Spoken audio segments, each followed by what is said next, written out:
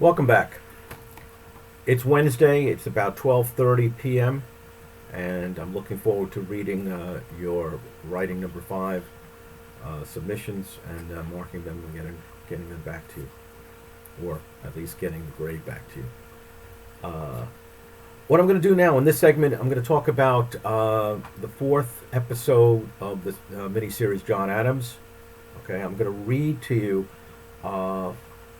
a summary of the episode, and then I want to point out some things that I think you should be aware of in watching it, some highlights, some things that I think are important, and something that you might want to mention in your writing number 6.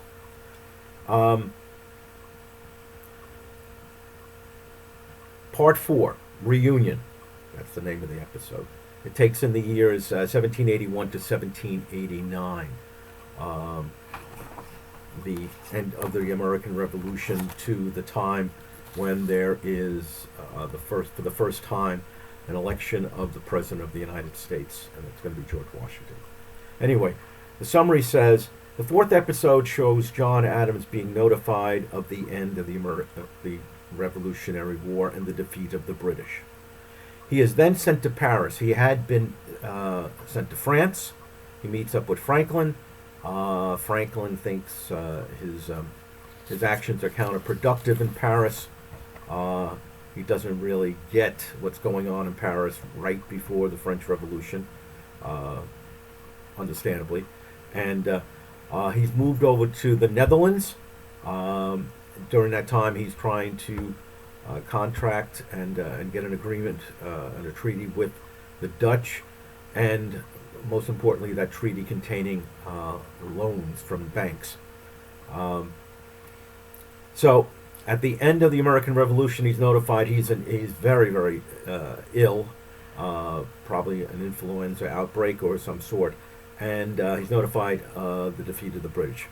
And he's also then, after he recovers, while still in the Netherlands, the Dutch are more pleased with the United States of America than they were before the Battle of Yorktown, and they find it in their hearts to loan the United States of America a few $1 million, or what they were, Dutch guilders. So his time in the Netherlands with the Dutch is a success. He then goes to Paris and meets up again with Franklin, and now the new ambassador to France from the United States of America, the Francophile himself, Thomas Jefferson.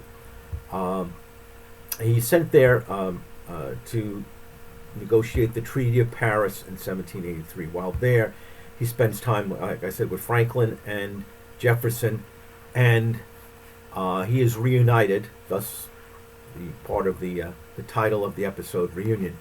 He's reunited in Paris with Abigail. I'll speak more about that in just a minute.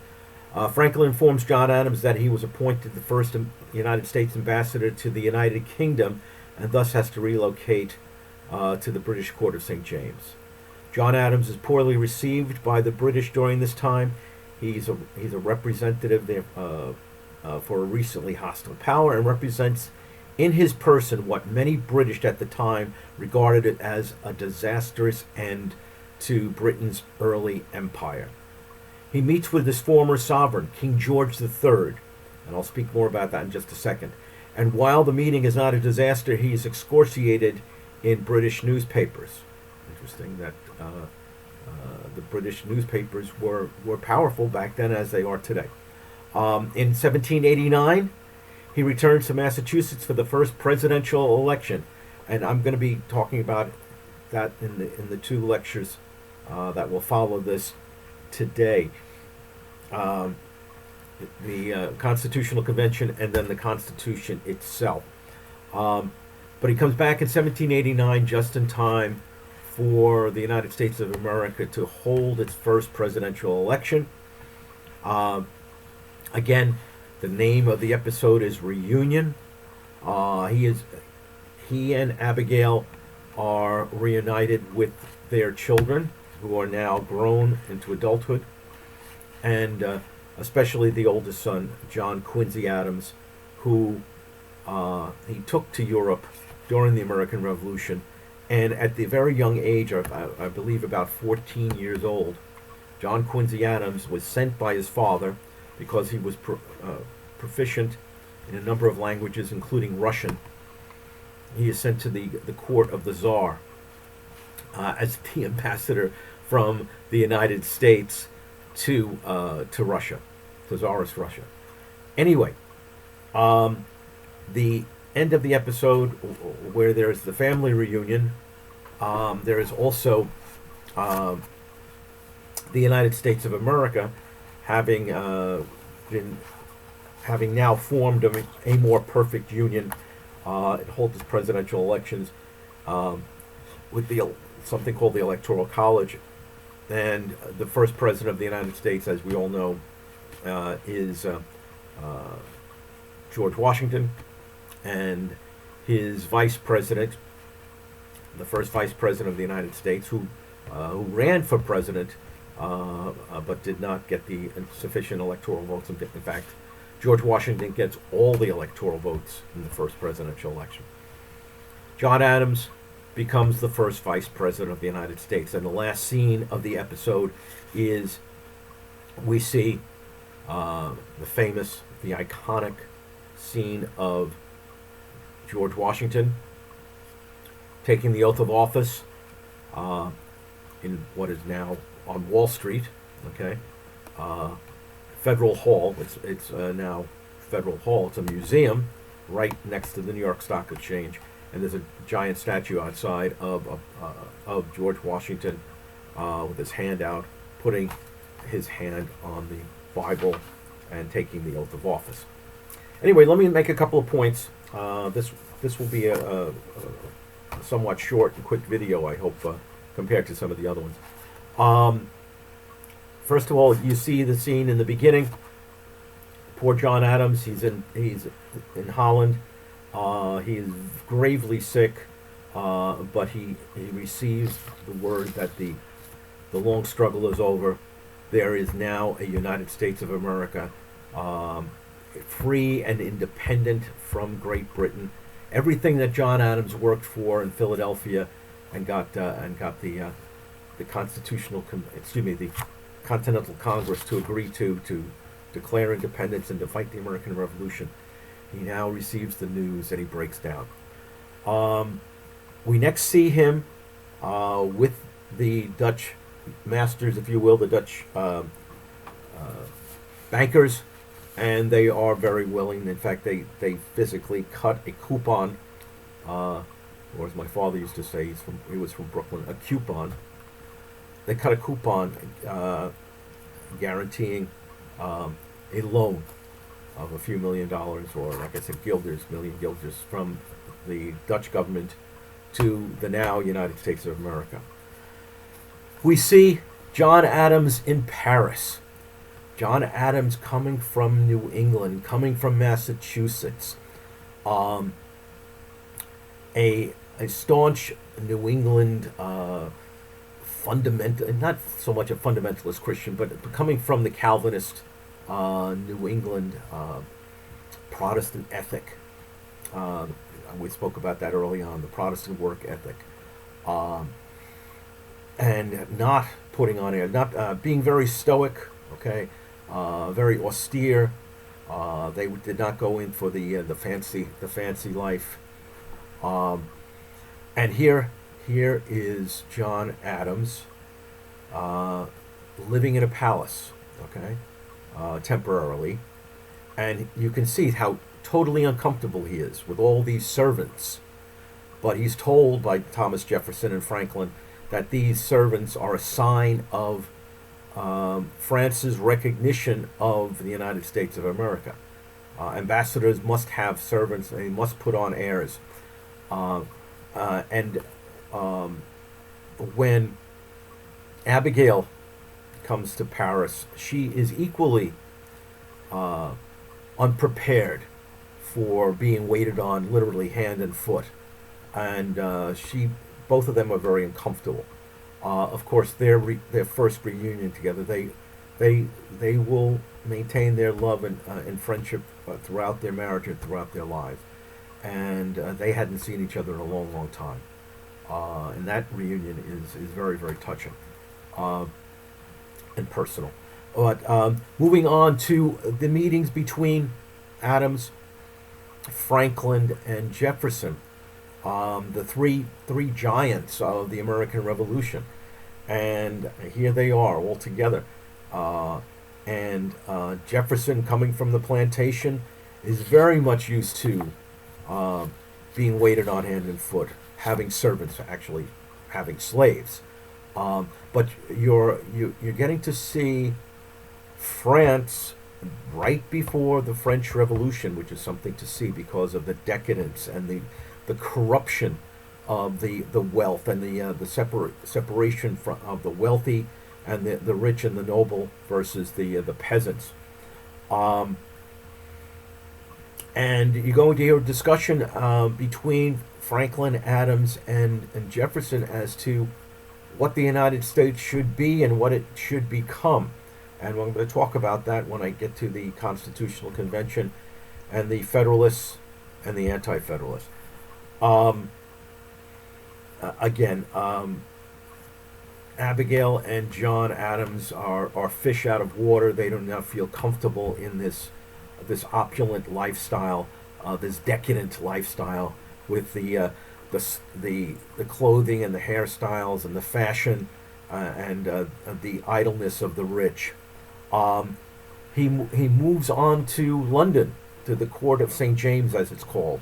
He becomes the ambassador to Great Britain, and that is a very, very interesting scene. When you watch episode 4, especially watch for the scene. Obviously, you can't miss it. It's the audience that King George III holds with just John Adams in the throne room. It's the king and his former subject, John Adams, who, if you remember back in the day, John Adams studied British law and was a member of the bar, and then turned against his king and fought against his king, and here he is standing there, having to learn to bow to this king who he no longer considers to be his king. It's protocol for ambassadors to bow to the king, and he has to do it. They do it. There's a very interesting and frank discussion it's kind of strange, between King George and John Adams. It's a personification, or it's a metaphor for what will be going on for a while. Who are these two entities? Great Britain and its former colonies. All right? And then, like I said, when the reunion and the first presidential election in the history of the United States, that's going to reflect the second Constitution, the new and improved Constitution, the one that we regard as the Constitution. I will talk about that in the next lecture coming up. But you'll see the results. You will see the iconic war hero George Washington, General George Washington, taking off his uniform. You don't see it literally, but figuratively taking off his uniform and being elected in a democratic election where the 13 states and its citizens, some of its citizens, the rich landowners' citizens, will vote for President of the United States. And we get our first president, former general, now President George Washington. And in the next episode, you're going to see how George Washington tries to temper this movement to make him a king, almost, to regard him as His Excellency, His Royal Highness, and whatever. No, he's going to be a president and not a monarch, and that's there. And you will see John Adams being sworn in as the first vice president of the United States, and George Washington basically anointing him and such. So episode 4, like all the episodes of the miniseries John Adams from HBO, this one in particular is chock full of really good history and well written and good, and has very good moments of humanity. It transforms these deities, if you will, as demigods, into actual men and women. Speaking of which, one more point: when they're in Paris, watch how Thomas Jefferson is drawn to Abigail Adams. Now, Thomas Jefferson has been recently widowed. We talked about that. His wife Martha passes away in childbirth. He loses his wife Martha. Martha Jefferson is lost, passes away because of childbirth, which was a common occurrence back then. If you were pregnant, it was very, very much a crapshoot whether or not you and your baby would make it through. Anyway, he loses his wife. He's in Paris, and he is rather smitten with what Abigail Adams is. And we spoke about this before. She is one of the founding mothers. She is bright. She's intelligent. She's articulate. She's educated, and very proper in her manners, but not phony. Okay, there is that going on, and you will also see there is a moment, and don't miss this as well. The technology of the times. For the first time in human history, men leave the ground and are taken up into the air. The first ever successful flight of a hot air balloon. And that takes place in Paris, and that takes place in 1783, okay, around the time of the Treaty of Paris. Historical event, but it also shows you where we are in the timeline of human history. Okay, so again, episode number 4, the great HBO series John Adams. It's called Reunion, and please incorporate that into your writing. Okay, and we'll see you next for the Constitutional Convention. Well, we did that, but talking about the Constitution itself.